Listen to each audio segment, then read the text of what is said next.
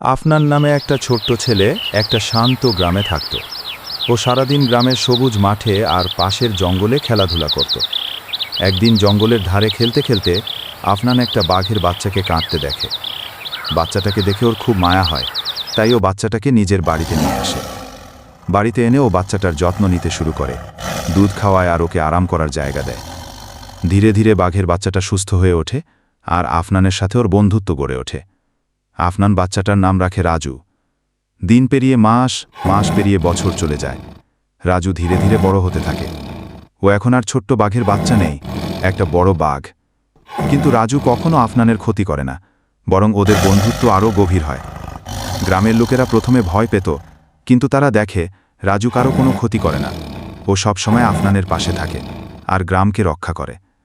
একবার একটা চোর গ্রামে ঢুকে গরু চুরি করতে এলে রাজু গর্জন করে তাকে তাড়িয়ে দেয়। শেষে গ্রামের লোকেরা রাজুকে নিজেদের সাথে আপন করে নেয়। আফনান আর রাজু গ্রামের ভালোবাসায় সুখে দিন কাটাতে থাকে। ওদের এই অদ্ভুত বন্ধুত্ব সবাইকে বোঝায়, ভালোবাসা আর যত্ন থাকলে যে কোনো সম্পর্ক গড়ে ওঠে। এরকম মজার গল্প শোনার জন্য আমাদের পাশে থাকুন আর চ্যানেলটা সাবস্ক্রাইব করে বন্ধুদের সাথে শেয়ার করুন।